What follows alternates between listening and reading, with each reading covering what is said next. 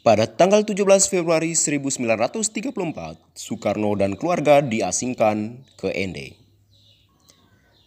Pulau Flores pada waktu itu sering disebut juga dengan Pulau Bunga. Kata Flores dari bahasa Portugis berarti bunga. Pulau ini digambarkan oleh Soekarno sebagai pulau yang tak terjangkau oleh peradaban. Pengasingan dan pembuangan memang menjadikan persoalan. Di Ende, ia tidak dapat mengakses apapun. Di sana ia hidup bersama istrinya yang kedua, Inggit Ganarsi, dan ibu mertuanya, serta seorang anak angkat, Ratna Djami. Ketika di Ende, ia merasakan kosongan kerja dan tiada kawanan yang menyebabkan mengalami tekanan yang hebat.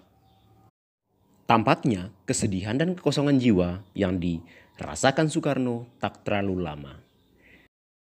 Disinilah justru ia mendapatkan kesempatan lagi untuk mengembangkan hobinya. Ende berubah bagai katarsis bagi Soekarno. Di Ende, ia lalu membentuk kelompok sandiwara dan melukis.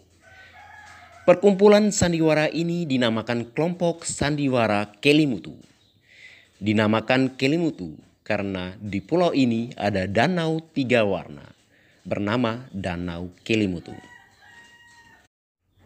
Soekarno seperti menemukan kondisi untuk yang tidak lagi diperolehnya sejak lulus di Bandung.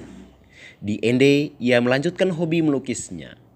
Pertanyaan kemudian adalah, dari mana ia mendapatkan alat lukis? Menurut Goebbels, selama di Ende, Soekarno melakukan kerja kreatif, salah satunya dengan melukis. Kemampuan Soekarno menggunakan pensil, cat minyak, dan cat air cukup baik jika dilihat dari karyanya yang sampai saat ini lestari. Untuk memenuhi hobinya, Soekarno mendatangkan peralatan melukis dari Surabaya. Hal ini sangat masuk akal karena Soekarno mendapat tunjangan sebanyak 150 gulden. Uang sebesar itu sangat cukup untuk hidup di Ende, sehingga sisanya bisa dipakai untuk keperluan lain, seperti membeli alat dan bahan melukis. Di Ende, ia juga menghasilkan beberapa karya lukisan bermedium cat air. Salah satu hasilnya adalah lukisan yang bertema alam. Alam sepertinya telah menjadi kawan akrab Soekarno. Selama di Ende, Soekarno pernah mengalami sakit kepala dan sering kesehatannya terganggu. Salah satu cara menetralisir, bukan menyembuhkan, adalah dengan duduk di bawah pohon sukun di sebuah bukit kecil yang menghadap ke laut dan melukisnya. Lukisan Soekarno bertajuk Pantai Flores yang memakai cat air pada kertas ukuran 44 x 60 cm. Dikerjakan sesuai dengan keterampilan yang diperolehnya ketika belajar pada profesornya di Bandung. Tentu saja sebuah lukisan ini lahir kemungkinan besar ia membuat sketsa-sketsa terlebih dahulu. Kemampuan teknik cat air yang dimilikinya menjadi jalan paling mudah untuk merekam suasana alam yang dinikmati. Soekarno merupakan pelukis amatir. Terbukti bahwa teknik yang dimainkan dalam lukisan ini masih terkesan merupakan teknik yang sangat akademis. Belum memunculkan karakter pribadinya yang kuat.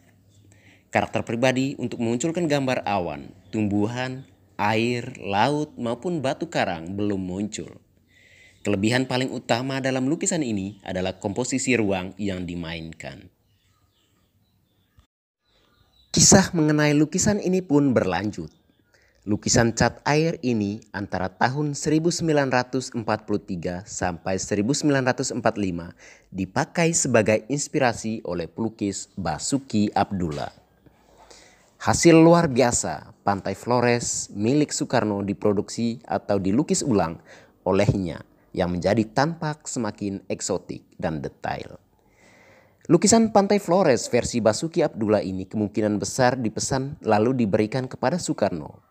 Lukisan ini akhirnya menjadi penghuni rumah Soekarno di Jalan Pegangsaan Timur 56. Sampai saat ini, lukisan Pantai Flores versi Basuki Abdullah ini menjadi penghuni tetap Istana Presiden RI.